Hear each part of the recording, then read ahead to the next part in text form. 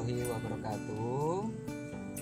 Pada sore hari ini saya akan memberikan pengertian kepada anak saya supaya nantinya bisa ataupun dapat mengemudikan mobil. Nah, kali ini hal yang perlu diperhatikan dalam mengoperasikan mobil, pertama kita perhatikan dulu sesudah kita masuk di dalam mobil, kita perhatikan semua yang ada di dalam mobil, terutama hal yang perlu kita perhatikan adalah di sini. Tepat indikator semua elektrik yang digunakan di dalam mobil. Nah, di sini di sebelah kanan itu petunjuk kecepatan mobil untuk jalan raya ya. Kemudian di sebelah kiri adalah tempat petunjuk atau indikator dari RPM, itu kecepatan perputaran mesin. Nah, di sini di sebelah paling kanan itu petunjuk dari pengisian bahan bakar. Kemudian di sebelah kiri itu adalah temp atau suhu mesin untuk suhu mesin. Nah, kemudian di dalam indikator sudah kita nyalakan kontak. Pertama itu adalah kilometer. Ini semua kilometer di situ. Kemudian petunjuk kilometer pencapaian mobil kali ini, mobil ini. Kemudian petunjuk jam nantinya kita uraikan di episode berikutnya. Nah, tanda kuning indikator ini adalah bentuk karburator ataupun mesin. Kemudian petunjuk oli berkurang atau tidak. Nanti kalau berkurang itu tidak menyala. Kemudian baterai, ketip-ketip, lampu ketip-ketip ini adalah seat belt yang belum digunakan, jadi masih ketip-ketip. Nah, apabila kita tarik ini,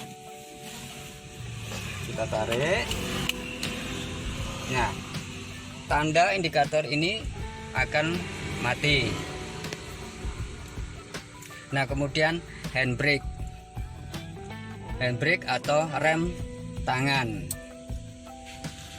Nah, kemudian satunya lagi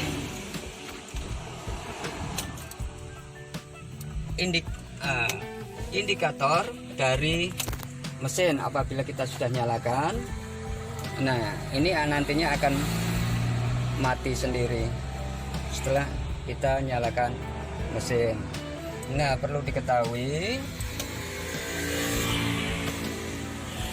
jadi ini yang kita lihat di dalam indikator dashboard. Kemudian di sini di tengah, bagian tengah ini adalah tempat AC, blower. Dari blower AC ada 4. Kemudian indikator dari peralatan audio.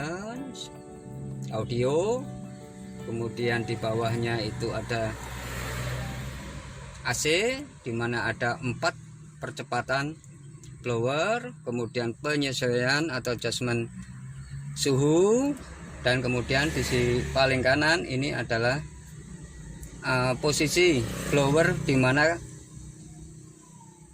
angin itu akan keluar. Bila kita letakkan di sini akan berubah. Begitu juga ditempatkan di sini juga akan berubah di mana posisi angin itu keluar.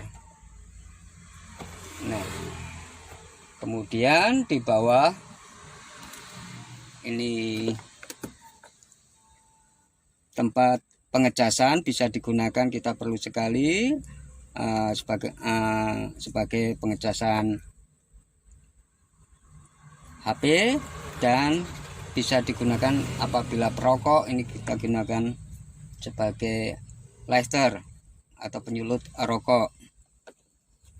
Nah, kemudian di sini ada USB, bisa juga digunakan untuk pengecasan. Nah, kemudian perlu kita perhatikan beberapa tuas yang ada di setir sebelum mengemudikan. Di sebelah kanan itu ada tuas lampu, ya, ada tuas lampu. Kita putar itu untuk lampu kota ataupun dalam hal ini sebagai lampu senja. Kemudian putar sekali lagi itu untuk lampu besar. Nah, untuk belok sekarang, untuk belok, nah ini kita belok ke kiri. Bila belok ke kanan, kita tekan ke bawah. Nah, itu untuk tanda belok ke kanan dan ke kiri. Nah, kemudian ada, nah ini kita tarik ke atas, itu fungsinya untuk pas lampu, artinya lampu jarak jauh. Bila kita menggunakan atau kita mengganti jarak jauh singkat. Nah, kalau menggunakan jarak jauh lama, kita tekan ke bawah. Nah, begitu. Kemudian tuas di sebelah kiri, tuas sebelah kiri. Nah, ini gunanya untuk apa? Ini gunanya untuk wiper atau penghapus kaca. Bisa disetel 3 kali. Percepatan pertama lambat, kemudian sedang, dan tinggi. Nah, itu. Dan bila memerlukan air, bila kaca itu buram, bisa kita gunakan air yang ada di depan atau di samping dekat mesin.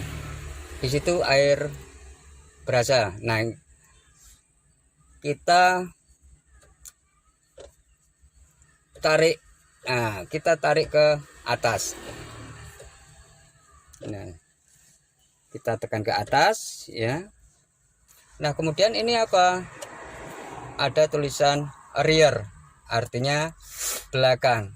Nah, ini untuk wiper belakang. Kita putar ke depan. Ini wiper atau penghapus debu atau penghapus dikala hujan. Nah, ini kita gunakan sebelah kiri, tuas sebelah kiri, dan putar ke atas. Nah, kemudian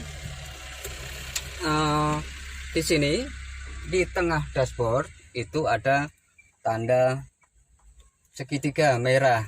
Nah, apa itu fungsinya? Digunakan untuk peringatan, lampu peringatan. Bila kita belajar seperti ini, kita pergunakan lampu pengaman, atau dalam bahasa Inggrisnya itu warning lamp. Nah, kemudian di sini ada gear, dimana nanti untuk memindah percepatan dari 1 ke depan, 2, kemudian pray. Nah, pray itu posisi di tengah. free itu istilah kita, bahasa Inggrisnya ya free gitu loh. Nah, 3 ke depan, 4 ke belakang. Posisi percepatan penuh kita gunakan persneling atau gear 5. Kemudian bila kita mundur, kita tekan ke arah kanan, kemudian tarik ke belakang. Nah, itu kemudian di sini ada handrem. Apa itu gunanya handrem? Banyak sekali fungsinya. Bila kita berhenti, tentunya kita tarik tuas ini. Dan apabila di dalam tanjakan jalan yang naik, nah itu perlu sekali kita gunakan bantuan handrem seperti ini. Nah, baik, sebelum kita menjalankan mobil perlu perhatikan, yaitu setelah masuk mobil bagaimana posisi duduk kita sesuaikan di bawah ini, maju mundurnya kita cari posisi yang enak bagi kita. Kemudian reclining seat ini, pengatur kursi ke depan ke belakang perlu kita sesuaikan untuk kenyamanan bagaimana nantinya kita mengemudi. Nah, setelah itu kita perhatikan juga sebelum kita berangkat kita harus pergunakan seatbelt, dimana gampang sekali menggunakannya. Kita tarik, kita masukkan di sini dan harus berbunyi klik.